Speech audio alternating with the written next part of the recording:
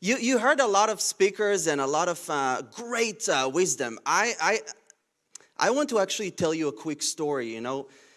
When I joined the army, in Israel, you join the army not for fun. If there is war, you're sent to the war. So I was sent in 2014 to the war into Gaza. I was in the armored corps, in the tanks, and we would fight Hamas, destroy the tunnels.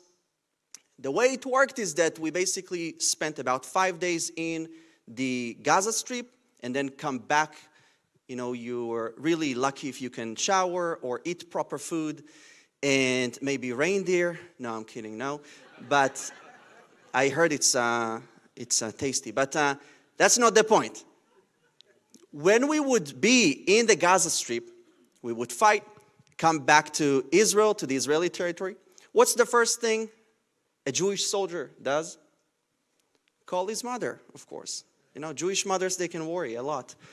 I call my mom, and I say, hello, how are you doing? And she's with the same tone, yeah, I'm good. I'm like, Mom, we're at war. Aren't you worried about your son? I'm like, hello? I was fighting, I came back, I want to hear from my mom. And she said, I'm actually have nothing to worry about because I read in the Bible, in the book of Psalms, that the angels of God surround you. So I gave my worry to God and let him do the job of protecting you. But, I really don't have much time, but I really wanted to say that in the breaks, it was really refreshing for me to meet you because this is why I come to speak, to meet people, to make friends so that when something happens in Israel, you don't think, oh, Tel Aviv is under attack. No, it's my friend from Israel that's under attack. So this is why I came here, to make friendships with you. And, we are a country in trauma, in healing. There's a lot of PTSD, a lot of sadness. And meeting you gave a lot of joy and happiness to me, to our people, because at the end of the day, we have each other, like many people here said. But I also have to say that some people are afraid to stand for Israel. I spoke with some people, they say, I love Israel, but I don't want to talk about it, because I see on Facebook and stuff like that, it's too political. And they say, I love Israel, but I don't want to talk about Israel because it's political. I read in the Bible that standing with Israel is biblical. It's not political, right?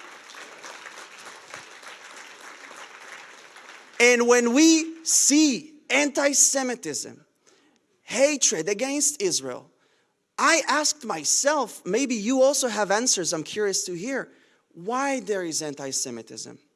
And I came to this thought, hear me out.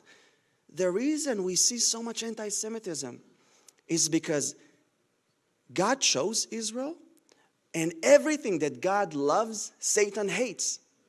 Anti-Semitism is Satanism. Because whatever God loves, Satan hates and tries to destroy it. So it's so beautiful to see all kinds of Christians from different backgrounds, Jewish people. And I just have to say, we are one family. At the end of the day, they